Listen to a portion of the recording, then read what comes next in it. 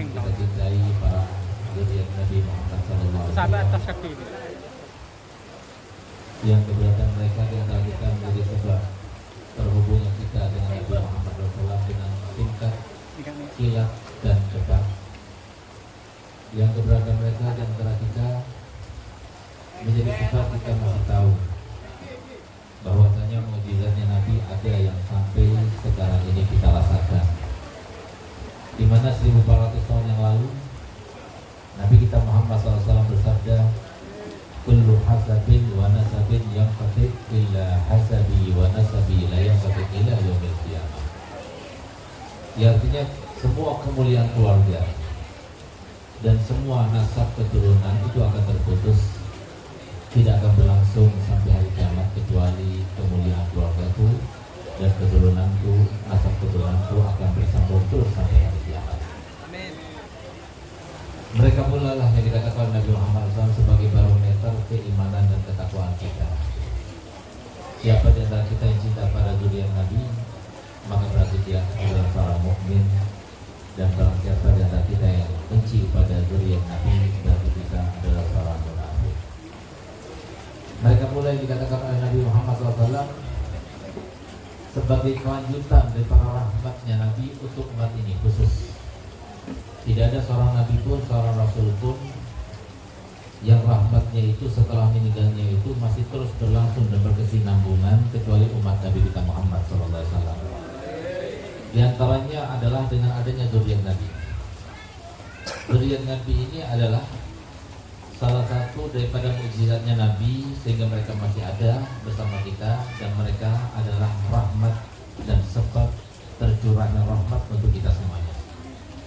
Sehingga Nabi kita Muhammad SAW bersabda, ada dua hal di dunia yang selama dua hal itu masih ada, maka yang lainnya itu masih ada.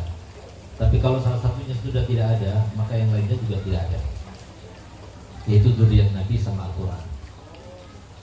Kalau kita masuk ke musola-musola, kalau kita masuk ke dalam rumah-rumah, lalu kita buka Al-Quran, masih ada tulisannya, maka selama itu pula berarti zuriat Nabi masih ada di mana-mana. Tapi kalau sudah kita buka Al-Quran, kemudian kita dapatkan tulisannya sudah tidak ada lagi, maka kita akan cari satu zuriat Nabi pun sudah tidak akan dapatkan lagi. Itulah maksud daripada Nabi SAW bersabda, ahlu baiti amanun li ahli al-ardi kan nujumi amanun li ahli sama. Fa idza dhahaba ahlu baiti jaa ahli al-ardi minal ayati ma kanu yu'adun. Keluargaku itu di muka bumi sama atau penjuru aman atau juru aman bagi penghuni bumi. Sebagaimana bintang gemintang di atas sana itu merupakan sebuah juru aman bagi penghuni langit. Kalau sudah mereka tidak ada lagi di antara kita, maka akan terjadi kepada mereka seperti yang Allah janjikan kepada manusia terkait dengan perkara-perkara hari kiamat. Imam Ibn Hajar mengatakan, siapa di antara kita yang cinta pada zuriat Nabi, maka berarti dia telah mendapatkan taufik dan hidayah untuk melaksanakan suatu amalan yang mudah tapi besar khasiatnya, besar manfaatnya, besar untuk meraih ridhonya Allah Ta'ala kelak nanti di akhiratnya. Dan beliau katakan, barang siapa cinta kepada zuriat Nabi SAW, dia akan mendapatkan tiga hal di dunia.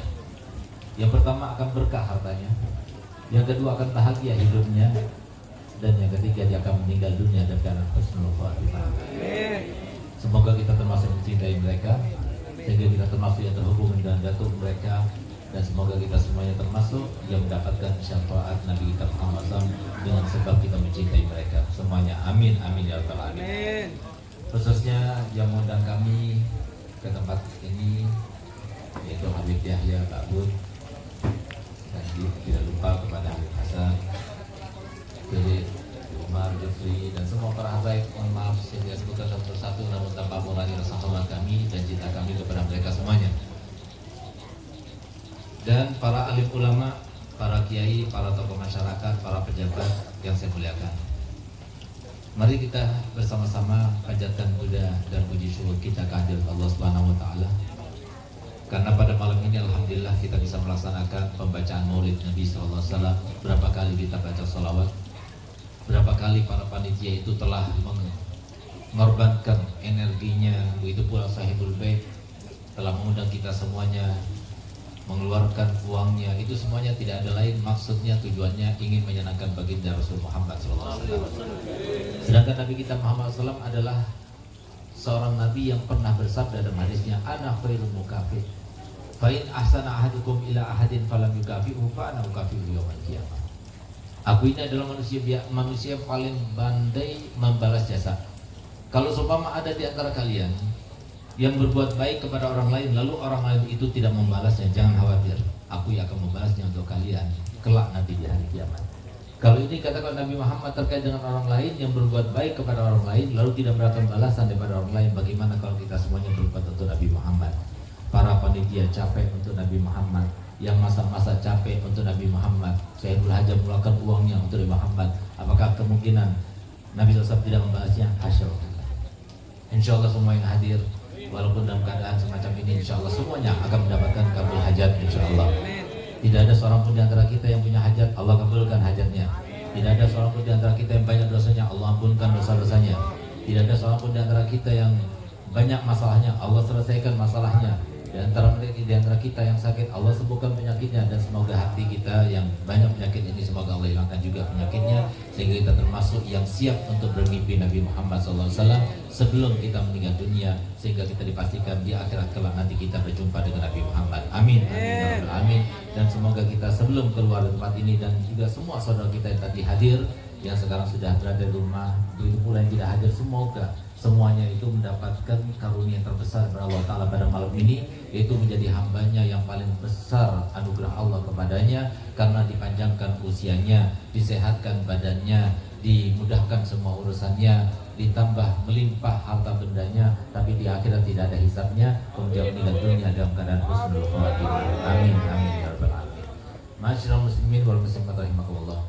Kedua kalinya, mari kita haturkan salawat serta salam kepada Nabi kita Muhammad SAW, yang karenanya kita mulia, yang karenanya kita bisa melaksanakan suatu syariat yang paling mudah yang Allah berikan kepada umatnya, yang karenanya nanti kalau kita tatkala berada di pada mahsyar, sebagaimana hal itu disampaikan Nabi kita Muhammad SAW kepada kita semuanya, antum hati min bainil umam wa ana haddukum min bainil anbiya. Kalian itu adalah kebanggaanku. Di antara umat-umat yang ada, kalian adalah yang paling aku banggakan. Sebagaimana nanti kalian akan bangga kepada aku melebihi daripada semua para nabi, semua para rasul. Semoga kita masih dibanggakan Nabi SAW di dunia sampai di akhirat nanti. Amin ya rabbal alamin. Ketiga kalinya saya mohon maaf, terutama kepada Sayyidul Haja dan juga kepada para habaib. Kami hanya bisa mengenang satu kata-kata yang mana kata itu adalah bersumber daripada Allah SWT. Di dalam hadis qudsinya Nabi SAW menjelaskan kepada kita ketika Allah Ta'ala berdiskusi kepada Sayyidina Dawud AS, ya Dawud, ana urid anta turid wallahu yaf'al ma yurid, in a'antani fima urid a'antuka fima turid, wa in argaltani fima urid argaltuka fima turid, wa la yakunu illa ma urid. Ya, artinya aku mau punya kehendak, kamu juga punya kehendak, tapi Allah lah yang melaksanakan kehendakmu. Jika engkau mudahkan aku untuk merealisasikan kehendakku, maka aku mudahkan kamu juga untuk merealisasikan kehendakmu. Tapi kalau engkau cegah, engkau hadang untuk aku meraih kehendakku, maka aku juga mencegah kehendakmu. Tapi toh walaupun apapun yang kamu lakukan, tetap yang terlaksana adalah kehendakku. Jadi mungkin kami ingin secara awal di sini tadi, tapi hujan deras di Sampang luar biasa. Dan herannya ketika masuk di sini ternyata nggak ada hujan, jadi pawangnya hebat di sini, luar biasa. Nah, semoga ini merupakan pertanda bahwasanya kita sudah diterima oleh Allah Taala, sholat kita diterima oleh Allah Taala, maulid kita diterima oleh Allah Taala, dan semoga kita mendapatkan perhatian khusus. Begitu pula yang sudah pulang, semoga Allah berikan karunia untuk mereka semuanya, dan pada bagi mereka masyarakat yang sekitar sini, insya Allah semoga mendapatkan anugerah daripada Allah Taala. Masyaallah muslimin wa muslimat rahimakumullah. Ada satu hal yang mungkin kita harus kenang daripada maulid Nabi Muhammad SAW, yaitu Nabi kita Muhammad SAW itu adalah Nabi yang ke-124.000 di antara Nabi yang sudah pernah Allah utus, yaitu berjumlah 124.000 Nabi. Nabi SAW itu adalah Nabi yang ke-124.000 yang terakhir. Sedangkan Rasul Jumlahnya ada 313 Rasul dan Nabi SAW adalah Rasul yang ke-313. Pertanyaannya adalah, kenapa Nabi itu sampai sebegitu banyaknya untuk menjadi tauladan seluas-luasnya bagi umat ini ataupun bagi hamba-hamba Allah? Dan kenapa Rasul yang diutus untuk menyampaikan wahyunya, untuk menyampaikan ajarannya, syariatnya kepada umatnya masing-masing itu sampai 313 Rasul? Kenapa nggak cukup Nabi Adam saja, Nabi Idris saja, atau Nabi Musa, Nabi Isa saja, atau bahkan Nabi Muhammad SAW saja yang paling mulia di antara mereka? Kenapa kok banyak Nabi, banyak Rasul? Ini adalah sebuah pertanyaan yang harusnya kita ambil filsafatnya, ambil hikmahnya untuk kita terapkan dalam keluarga kita. Kenapa demikian? Karena masa keemasan setiap umat, dari umatnya Nabi Adam, Nabi Syekh, Nabi Nuh, Nabi Ibrahim, Nabi Musa, Nabi Isa, dan semua para Rasul, itu adalah di masa-masa para Nabi dan Rasul itu masih hidup. Itu masa keemasannya. Ketika meninggal, maka tersisalah para hawariyin, para sahabat. Kalau dalam umat ini sahabat Nabi, mereka lah orang yang paling mulia, mereka lah orang yang paling tinggi keimanan dan ketakwaannya. Setelah mereka meninggal, tinggallah para tabi'in, sudah berkurang mutu keimanannya. Lalu timbul lagi para tabi'in, dan begitu seterusnya sampai sekarang ini sudah abad yang ke-14. Entah kita generasi yang keberapa. Kalau secara urut nasab kita, kami ini adalah cucu Nabi yang ke-41. Bahkan para habaib banyak yang mereka itu cuma 37, 36, tapi Harun termasuk yang banyak, kami ini adalah ke-41. Sehingga bisa kita bayangkan 40 generasi kepada Nabi Muhammad SAW. Sangat jauh. Apa yang perlu kita ambil? Yang perlu kita ambil itu, ternyata Allah memerlukan untuk mengutus Rasul lagi dan Rasul lagi, Nabi lagi dan Nabi lagi. Tidak ada lain, maksudnya tujuannya itu adalah supaya umat ini benar-benar sebagai seorang khalifah yang begitu ditentang oleh iblis. Ahlan salam, ya marhaba, ya marhaba. Betul apa?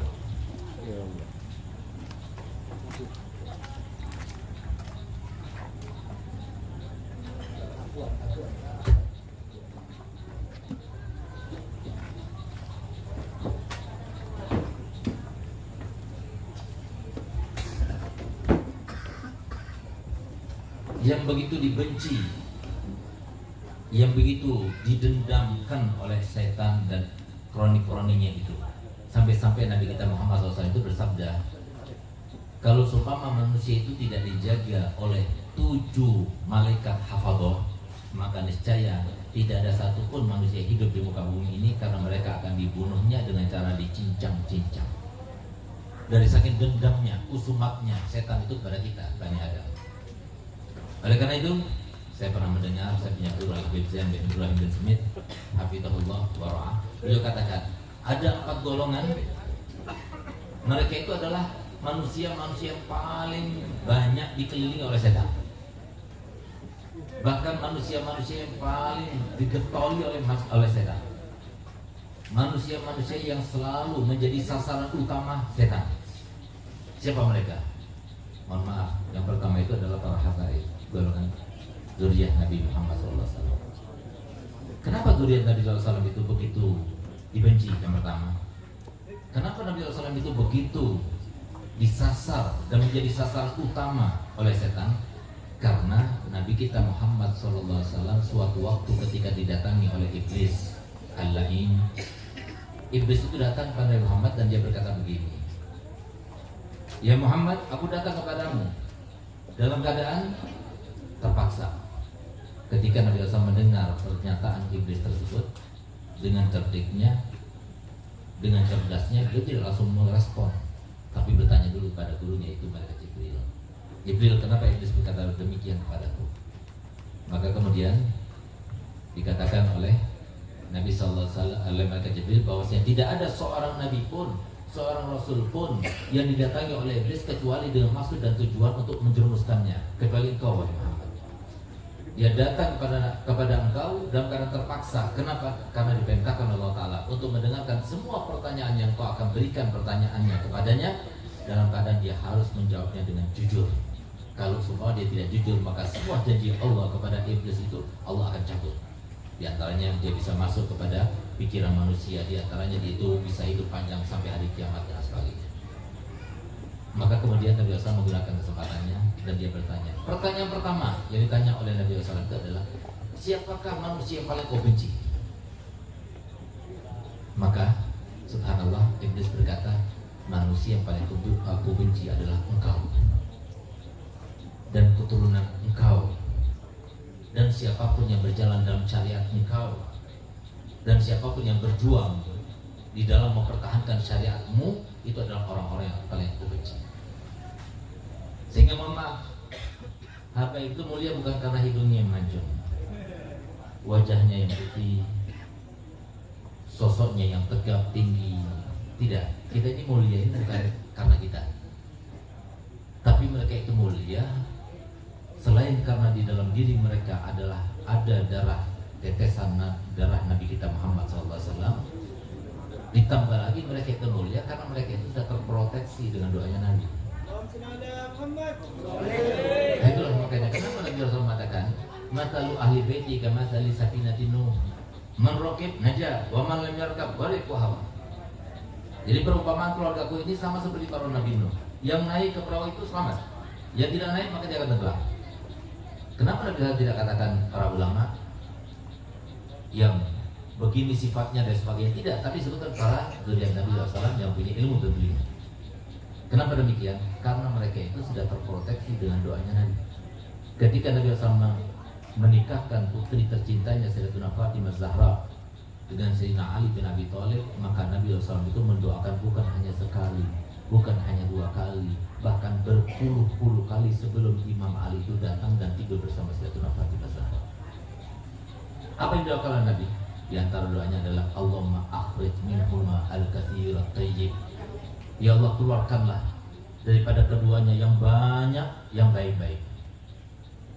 Kemudian Allahumma ij'alhum mafatihar rahmah waj'al alsinatahum ma'adinal hikmah. Ya Allah, jadikanlah mereka dimanapun mereka berada menjadi kunci-kunci tempat turunnya rahmat. Ya Allah, jadikanlah lidah mereka sebagai sumber-sumber kata mutiara hikmah. Lalu kata Nabi Muhammad, fa innahum la yutilukum fi babi dalalah wa lam yukhrijukum an babi huda. Karena sesungguhnya mereka itu berarti 3, tidak akan memasukkan kalian ke dalam pintu kesesatan dan tidak akan mengeluarkan kalian daripada pintu kebenaran. Silahkan cari 3 baik yang sama-sama alimnya, sama-sama dainya, sama-sama fakihnya, kemudian sogok dengan sebesar-besarnya, sogokan untuk mereka mengharamkan yang halal atau menghalalkan yang haram. Kalau satu mungkin, tapi kalau 3-tiganya setuju, tidak. Kenapa? Sesuai dengan doa Nabi kita Muhammad SAW untuk mereka semuanya. Oleh karenanya dalam hadis sahih Muslim, Nabi SAW menjelaskan, innama ana mur'un maqbud yushiku ayati ya Rasul Rabbi fa'ujibu wa ana tarikum fikum astaqalain ma in tamassaktum bihima lan tajillu ba'di abada.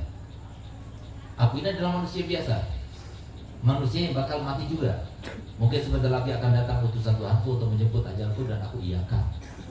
Tapi jangan khawatir, aku tinggalkan kalian 2 hal. Tapi 2 hal itu berat, makanya dikatakan oleh Nabi SAW astaqalain, berat dilaksanakan. Apa itu? Yang pertama Al-Quran.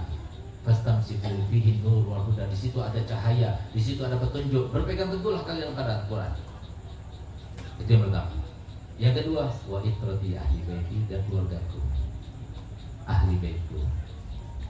Herannya kenapa Nabi SAW kemudian di akhir hadis itu beliau mengingatkan kita sebanyak 3 kali. Uzakirukumullah fi ahli baiti, uzakirukumullah fi ahli baiti, uzakirukumullah fi ahli baiti. Aku ingatkan kalian ya, awas kepada keluargaku. Aku ingatkan kalian ya, awas kepada keluargaku. Sampai 3 kali. Kenapa? Ini hadis ini sudah dihafal sama iblis, tahu. Sehingga Pak, nggak bakal dibiarkan habaib itu jadi orang alim, nggak bakal dibiarkan. Sehingga kalau seumpama kita lihat komunitas yang paling sulit untuk hadir majelis taklim itu adalah habaib. Padahal sudah ada makanan, padahal sudah ada minuman, paling sulit. Kenapa? Selama itu belum mendapatkan sebab-sebab ide yang kuat, sulit. Kenapa? Setannya itu tahu Ini bahaya. Kalau dia itu alim, bahaya.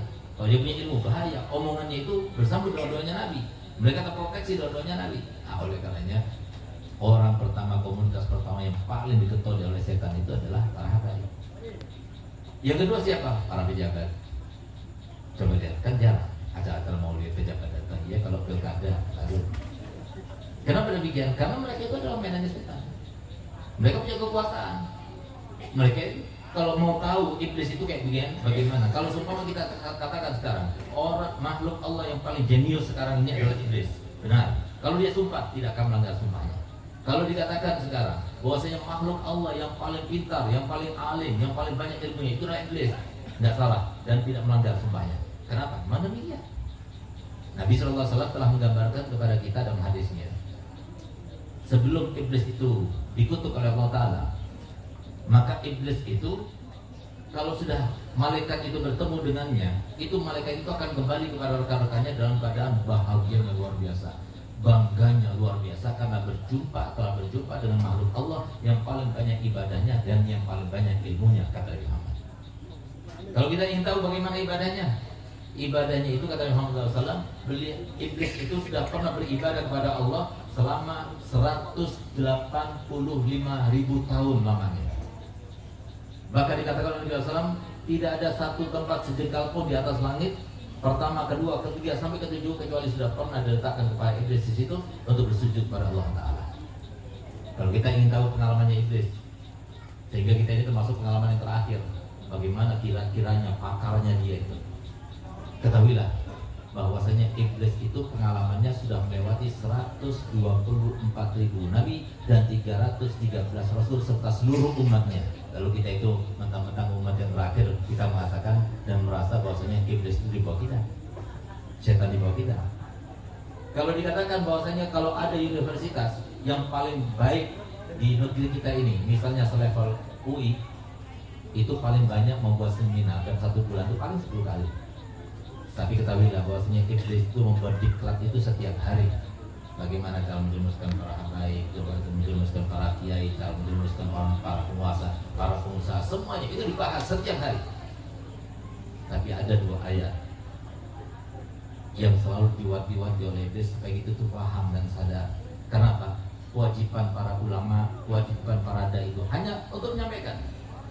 Dan maksud daripada adanya Nabi kita Muhammad SAW itu adalah siapapun di antara kita, dimanapun kita hidup, mau orang kota, mau orang desa, mau habaib, mau yang bukan, kalau kita ikut tata cara yang diajarkan Nabi Muhammad dalam syariat ini, alias kita melaksanakan semua perintah Allah dan menjauhi segala larangannya, pasti hidup kita itu akan senang, bahagia. Tapi kalau kita sudah melanggar dan melanggar, meninggalkan perintah dan meninggalkannya, maka yang terjadi kepada kita adalah kesusahan dan kesusahan terus, itu yang terjadi pada kita. Oleh karena itu, iblis itu setiap membuat diklat setiap hari itu selalu wanti-wantikan, awas ya, jangan sampai mereka itu mendengarkan, mengerti, memahami 2 ayat ini. Ayat yang pertama itu adalah solusi ataupun sumber masalah. Kenapa orang sekarang ini menjadi kaum muslimin yang begitu banyak, yang paling banyak, yang paling melimpah, tapi justru yang paling lemah? Kenapa? Jawabannya adalah ayat ini. Dan ayat inilah yang diperintahkan oleh Allah, jangan sampai kaum muslimin tahu ayat ini. Mari kita dengarkan ayat ini, lalu kemudian kita jelaskan, kita sampaikan kepada kerabat kita, anak-anak kita, istri kita, supaya apa? Supaya jangan sampai kita itu termasuk yang dibohong-bohongi, ditipu, digoda, dibusuk, dijerumuskan oleh setan ini. Apa itu? Sebab utama kenapa kita ini mendapatkan orang yang soleh susah sekali. Kenapa kita ingin mendapatkan seorang pejabat yang soleh? Susah sekali. Kenapa kita ingin mendapatkan seorang kaya raya tapi soleh? Susah sekali. Kenapa kita ingin mendapatkan seorang suami yang soleh? Susah sekali. Kenapa kita ingin mendapatkan seorang istri yang solehah? Zaman sekarang ini susah sekali. Sebabnya itu. Di mana Allah Ta'ala firman dalam Al-Quran, A'udzubillahi minasyaitonir rajim, Bismillahirrahmanirrahim. Wala takunu kalladzina nasullaha fa'ansahum anfusahum. Jangan pernah kalian menjadi orang yang lupa kepada Allah. Ketika kalian sudah lupa kepada Allah, maka Allah pun yang maha segala-galanya itu akan melupakan semua kesempatan kalian. Dikasih harta banyak tapi tidak digunakan hartanya. Dikasih istri yang cantik kan tidak menggunakan kebahagiaan dengan istrinya. dikasih anak-anak yang Masya Allah, yang harusnya menjadi orang-orang yang akan bermanfaat untuknya setelah meninggal nanti, tidak digunakan manfaatnya. Kenapa? Karena dia lupa pada Allah. Apalagi kalau seumpama, kenapa kita itu diperintahkan untuk sholat lima waktu? Allah Ta'ala sudah berfirman, waqimus sholata lidzikri. Kalian hendaknya laksanakan sholat lima waktu itu untuk apa? Supaya ingat aku. Kalau sudah kalian ingat aku, maka aku kesempatan yang telah aku berikan pada kalian, yang anugerah Allah Ta'ala kepada semua hambanya itu sama, rata. Kalau saya tidak sama, tidak rata, berarti dia adil. Yang kita katakan enak ya, jadi habaib ya, anugerahnya besar. Habaib ada kelebihannya, tapi ada kekurangannya. Enak ya, jadi ulama ya, mereka itu punya ilmu, dengan ilmu itu bisa mendapatkan pahala yang banyak. Ulama banyak kelebihannya, tapi juga banyak kekurangannya. Para pengusaha banyak kelebihannya, tapi banyak kekurangannya. Para pejabat banyak kelebihannya, banyak kekurangannya. Orang awam semua sama. Allah Maha Adil. Allah berikan semuanya itu anugerah-anugerah tertentu, di mana dengan anugerah itu kalau dia menggunakannya, dia bisa mencapai kepada derajat yang paling tinggi, yaitu derajat berada di sampingnya Nabi kita Muhammad SAW. Bisa orang awam, bisa pengusaha, bisa para pejabat, bisa para istri, bisa suami, bisa awam pun juga bisa, semuanya bisa. Cuma yang tahu kelebihan dan bisa membedakan serta tahu dan kekurangan itu cuma para ulama. Kalau kita jauh daripada ulama, dan itu adalah maksud utamanya setan supaya kita jauh daripada ulama, bagaimana kita tahu kelebihan kita sehingga kita gunakan kelebihan kita untuk memanfaatkan atau memberi kemanfaatan kita nanti setelah kita meninggal, bagaimana mungkin kita kalau salah. Nah itulah makanya pintu satu-satunya yang bisa dilakukan oleh setan itu, bagaimana kalau kita sudah lupa. Anak kita jangan mondokkan, nanti kalau mondok mau jadi apa masa depannya, itu kan setan. Padahal kalau anak kita mondok, terjamin akhlaknya bagus, dia akan senang karena dia punya akhlak yang baik kepada orang tua baik. Kalau jadi suami yang baik, jadi istri yang baik, jadi seorang pejabat yang baik, jadi dokter yang baik. Kenapa? Coba lihat. Kalau semua kita bertanya, mohon maaf, kadang-kadang kita perlu juga untuk mencuci otak kita karena sudah terkontaminasi dengan bisikan setan itu selama ini. Kita tanya anak-anak yang belajar di pendidikan formal, anak-anak TK sama anak SD, kira-kira nakalan mana? Anak TK sama anak SD, kira-kira nakal mana? TK apa SD? Nggak mungkin. Anak TK sama SD nakal mana? SD. Anak SD sama SMP nakal mana? SMP sama SMA nakal mana? Cukup situ, karena saya S1, S2, S3. Kok bisa? Bukankah dididik mereka? Dibina. Tapi kenapa kok tambah tinggi pendidikannya, kok tambah nakal? Nah, ini salah satu contoh. Beda kalau kita pergi kepada pesantren, tanya kepada kiai, tanya kepada orang alimnya di sana, tanya kepada mudirnya, kiai, ustaz, anak-anak di pondok ini yang paling nakal yang mana? Pasti jawabannya tidak. Nanti kalau saya sanawiyah sudah lebih terdidik, dia sudah lebih baik.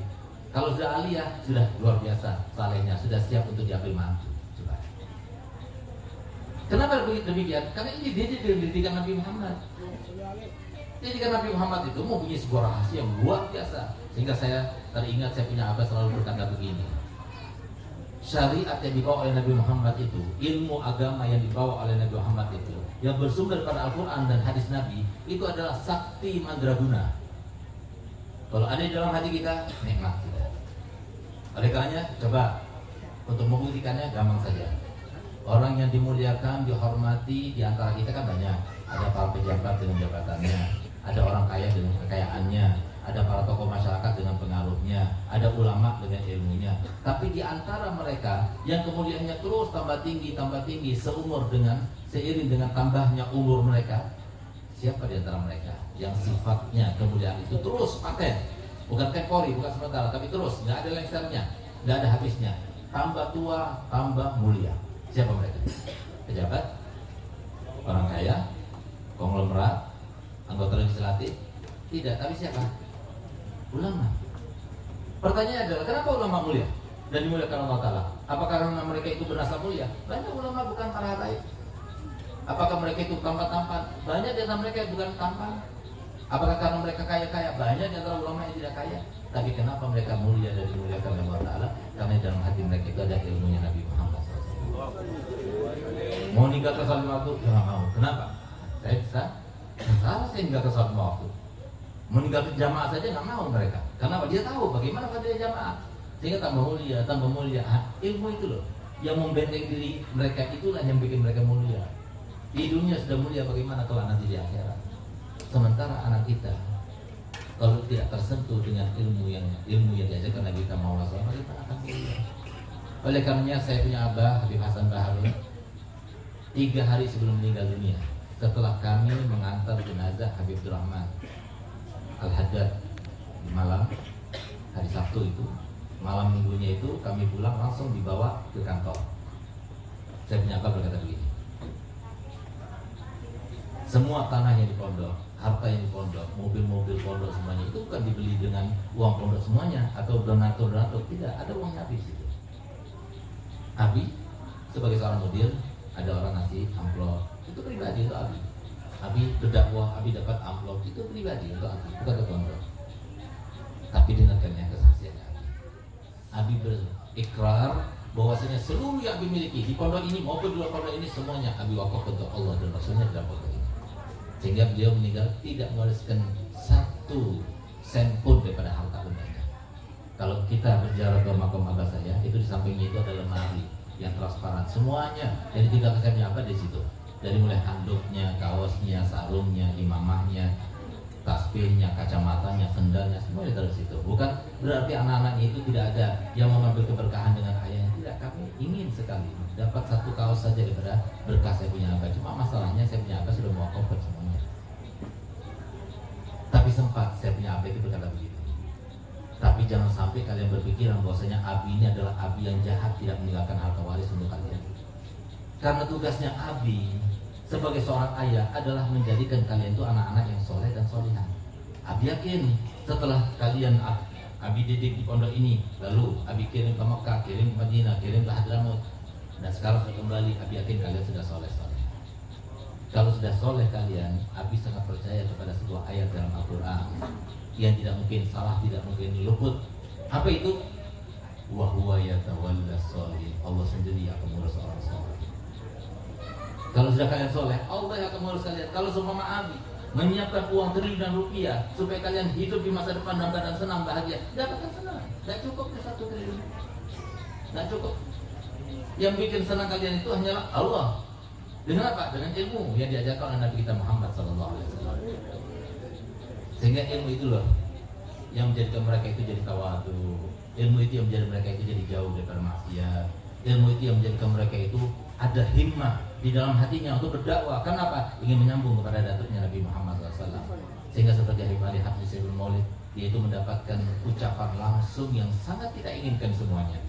Di mana Nabi SAW berkata kepada Sayyidina Ali bin Muhammad Al-Habsyi, ya Ali, ini uhibbu. Wahai Ali, aku sangat mencintai. Coba kalau seandainya Nabi SAW sebagai kakek kita kepada habaib ini, kemudian beliau berkata kepada kita seperti itu, gimana kiranya? Senangnya Pak Habib ini. Sehingga bagaimana Habib Ali Habsyi? Habib Ali Habsyi ini adalah seseorang yang dikatakan oleh Habib Ahmad Ghazal Abbas, Ahmad Ali. Dia itu mendapat makom yang tinggi. Itu bukan karena banyak sholatnya, banyak sedekahnya, banyak puasanya, tidak. Tapi dia itu adalah seseorang yang mendapatkan makom yang tinggi karena bakti pada ibunya. Yang kedua, karena niatnya yang banyak, yang baik-baik itu. Yang ketiga, karena dia itu memperhatikan kebersihan hatinya, sehingga dia itu mendapatkan makom yang sangat tinggi. Kenapa dia seperti itu? Karena ibunya Nabi Muhammad. Oleh karenanya karunia yang terbesar sekarang ini, kalau boleh kami katakan, apa yang terbesar? Jabatan? Tidak. Harta benda? Tidak. Berapapun jumlahnya? Tidak. Tapi kalau sudah anak kita mendapatkan ilmu yang diwariskan oleh Nabi Muhammad SAW, dikatakan sendiri olehnya, innal anbiya lam yuwarisu dinaran wala dirhaman, innama warasul ilma, faman akhadahu faqad akhadha bi haddin wafir. Nabi SAW sendiri yang menyatakan, sesungguhnya para nabi itu tidak meninggalkan harta waris, tidak meninggalkan dirham, tidak meninggalkan dinar, tapi ditinggalkan oleh Nabi SAW itu adalah ilmu. Maka barang siapa yang mendapatkan ilmu sebagai warisannya Nabi SAW untuknya, berarti dia telah mendapatkan bagian yang terbesar, lebih besar daripada jabatan, lebih besar daripada harta benda, lebih besar daripada semua kemuliaan yang ada di dunia, lebih besar. Makanya disebutkan dalam sebuah syair, ni'amul ilahi alal ibadi katsiratun wa ajalluha najabatul aulad. Nikmat Allah kepada hambanya itu banyak sekali, bermacam-macam. Ada jabatan, ada berupa kampanan, kecantikan, kemuliaan-kemuliaan yang lainnya. Tapi ketahuilah, paling besar anugerah Allah kalau seumpama dia punya anak yang dia itu adalah seorang yang soleh, yang kesalahannya itu berlandaskan kepada ilmu yang diajarkan Nabi kita Muhammad SAW. Oleh karena itu, tidak ada seorang pun di antara kita, mau habaib, mau yang bukan, kecuali sudah mendapatkan tuntutan langsung daripada Nabi Muhammad SAW. Apa tuntutannya Nabi Muhammad SAW kepada kita sebagai umatnya? Kata Nabi Muhammad SAW, Nabi Muhammad tidak pernah minta uang kepada kita, tidak pernah minta jabatan kepada kita, tapi Nabi Muhammad meminta kepada kita semuanya untuk balighu anni walau ayat, sampaikan dari itu. Walaupun hanya satu ayat, sampaikan dari itu. Kenapa? Mungkin yang menyampaikan itu dia tidak paham apa yang disampaikannya, tapi yang disampaikan kepadanya itu dia langsung dapat hidayah. Karena kita para ulama, bahkan para nabi, para rasul itu dijelaskan sendiri dalam Al-Quran, wa ma alaina illal balaghul mubin. Kami tidak mempunyai kewajiban kecuali hanya menyampaikan saja. Yang memberi hidayah siapa? Allah. Tapi kita harus tahu bahwasanya segala sesuatu itu ada sebabnya. Wa ja'alna likulli syai'in sababa, harus ada sebabnya. Kita mau jadi orang kaya, ya harus kerja. Mau jadi orang alim, ya harus belajar. Begitu pula kita ini harus tahu bahwasanya anak-anak kita itu tidak mungkin akan menjadi seorang yang soleh secara otodidak, itu tidak mungkin. Atau mimpi bangun tidur langsung hafal Quran, mimpi bangun tidur langsung jadi orang soleh, jadi wali, tidak mungkin. Semua itu ada sebabnya. Kita ini masih di dunia. Oleh karena itu, maka mari kita sama-sama mengingat bahwasanya Nabi SAW itu diutus oleh Allah Ta'ala itu sebagai rahmatan lil alamin. Wa ma arsalnaka illa rahmatan lil alamin. Apa maksudnya? Apakah kalau Nabi SAW sudah meninggal seperti sekarang ini sudah meninggal berarti tidak lagi menjadi rahmat? Tetap hidupnya Nabi rahmat, jasadnya Nabi rahmat, akhlaknya Nabi rahmat, ilmunya Nabi rahmat, syariatnya Nabi rahmat. Tapi yang dimaksudkan rahmatan lil alamin yang terus berkesinambungan sampai hari kiamat nanti itu adalah rahmatnya Nabi itu adalah berupa ilmu dan syariatnya Nabi Muhammad SAW. Kalau kita bawa rahmat itu ke rumah kita, rumah itu akan menjadi rahmat. Kalau kita bawa ke toko kita, toko itu akan penuh dengan rahmat. Kita bawa untuk menjadi seorang ayah, ayah tersebut ayah paling rahmat kepada anak-anaknya. Kita bawa oleh seorang ibu, ibu itu akan menjadi orang ibu yang paling rahmat kepada anaknya. Alhamdulillah kami merasakan rahmat itu. Alhamdulillah saya setelah selesai belajar di pondok pesantren kami di Darul Dakwah, kemudian kami diutus dan dikirim untuk belajar di Madinah. Alhamdulillah kami belajar pada Habib Zain Smith, kepada Buya Maliki, kepada Habib Salim Syadri, kepada Habib Bakar Ahmad Syurul Adni, kepada Habib Umar bin Hafid. Alhamdulillah semua para ulama-ulama kaliber dunia itu kami sempat untuk belajar pada mereka semuanya. Alhamdulillah setelah kami pulang kami teruskan S1 kami di Dalwa, S2 kami di Unsur di Surabaya, S3 kami di UIN Malang dan juga di UTM Malaysia. Alhamdulillah selesai. Tapi alhamdulillah kami setiap hari dan termasuk pagi hari ini kalau berjumpa dengan ibu saya cium tangannya, lalu saya cium dahinya, kemudian saya cium kakinya. Setiap hari saya mencium kaki ibu saya. Kenapa? Memang benar saya punya banyak karangan. Ada 26 karangan. Yang terbaru adalah tetesan salju di masa pandemi COVID-19. Belum tentu ada pahalanya. Memang benar saya punya pengajian di mana-mana, belum tentu ada pahalanya. Memang benar saya berdakwah di mana-mana, belum tentu ada pahalanya. Tapi kalau sudah orang tua ridho pada kita, pasti Allah ridho. Kenapa saya tahu begini? Kenapa saya berbuat seperti ini? Karena ilmu. Abah saya mengajarkan saya. Alhamdulillah saya punya abah selalu mengajar pada saya, Segar, kamu harus merasa bahwa saya di kamu paling rendahnya orang di kamu. Harus. Dan harus berhasil. Nanti kalau kamu sudah berhasil enak.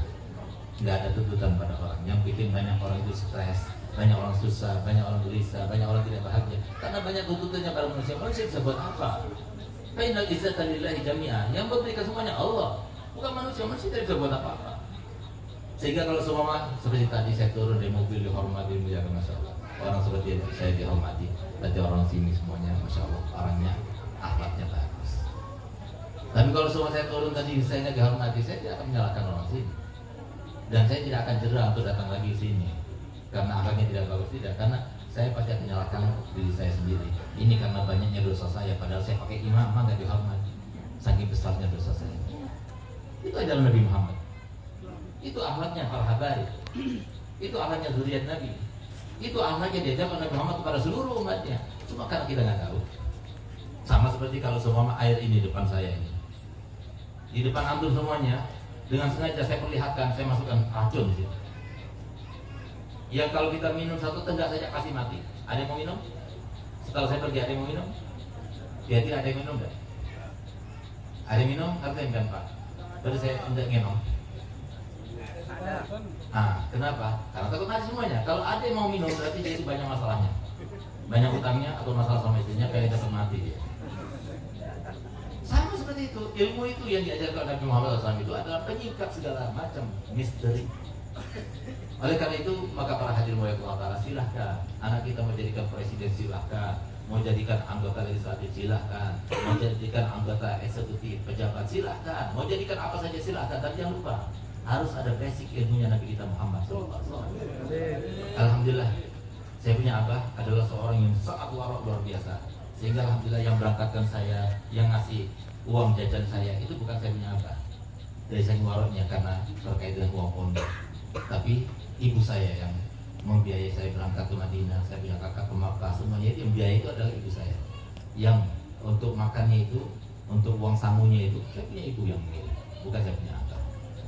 Alhamdulillah, saya punya ibu. Sampai sekarang saya tidak pernah melihat seorang wanita soleh seperti ibu saya. Alhamdulillah, Khadijah, tapi sama seperti neneknya Sayyidatuna Khadijah. Di mana demi Allah saya bersumpah ini di atas mimbar Nabi SAW. Saya bersumpah wallahil adzim, 27 tahun saya punya ibu kawin dengan saya punya abah Habib Hasan Baharun. Saya bersumpah tidak pernah berantem sama sekali.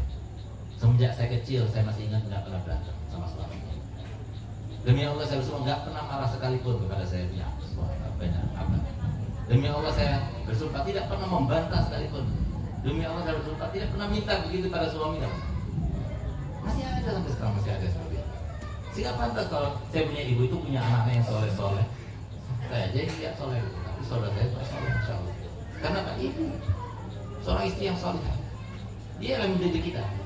Nah, tapi kalau kita itu mempunyai istri yang tidak soleh, yang menjadi syarat utama untuk kita mendapatkan kebahagiaan dengan anak-anak kita, itu adalah istri yang soleh, ibu yang soleh. Kalau sudah kita tidak dapatkan, dengan mudah anak kita itu akan dipermainkan sama setan. Itu terjadi. Oleh karenanya sekarang ini sebetulnya mohon maaf, kalau disikap oleh Allah Ta'ala dibuka hakikat yang terjadi, sekarang terjadi peperangan yang sangat sengit, yang sangat dahsyat antara kubunya Nabi Muhammad dan kubunya setan. Kubunya Nabi Muhammad sangat lemah sekarang.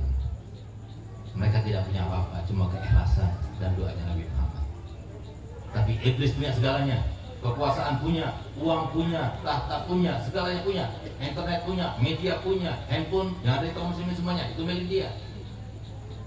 Tapi Nabi Muhammad sangat lemah. Tapi memang harus seperti itu. Cuma kita ingin mengingatkan, dan itu kesempatan buat kita. Siapa yang mengingat, sebagaimana Allah sebutkan dalam Al-Quran, satu-satunya yang paling bermanfaat untuk kaum muslimin itu apa?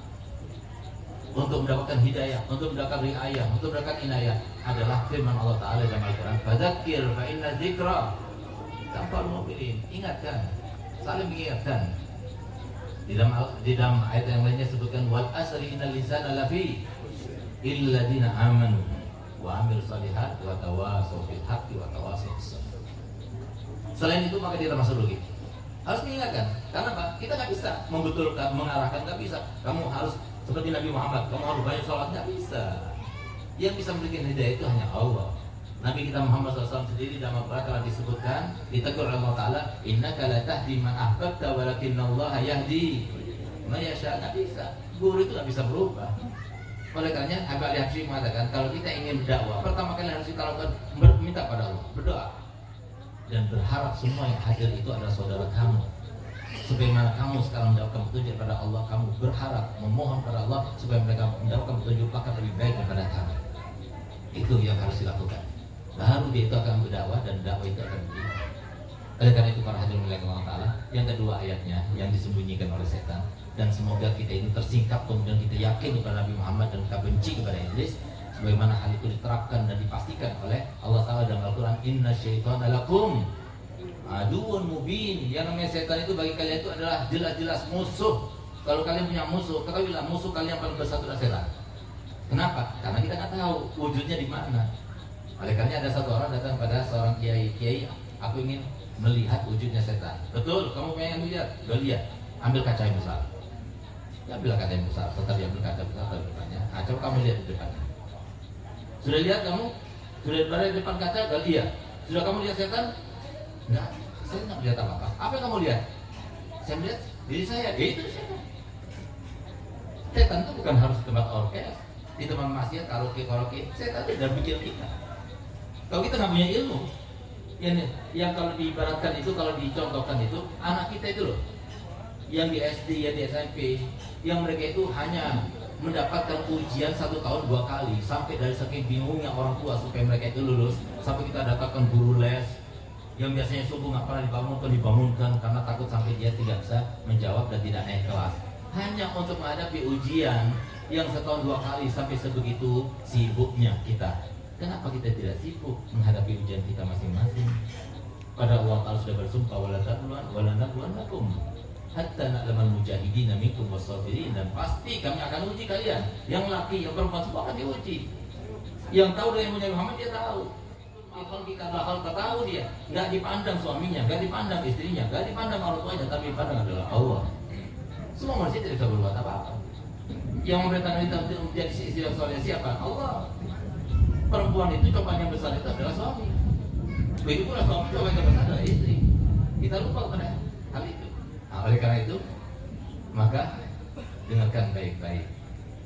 Ketika kita sudah terjerumus lagi ke dalam maksiat dan maksiat, apa yang terjadi? Semoga kita ini termasuk yang betul-betul menyatakan dan memastikan iblis itu bukanlah teman. Di mana iblis itu sudah menyatakan dan menyikap hakikat dirinya, dan itu diabadikan dalam Al-Quran. Apa itu? Allah Ta'ala firman Al-Quran, wa qala syaitanu lamma qudiyal amr.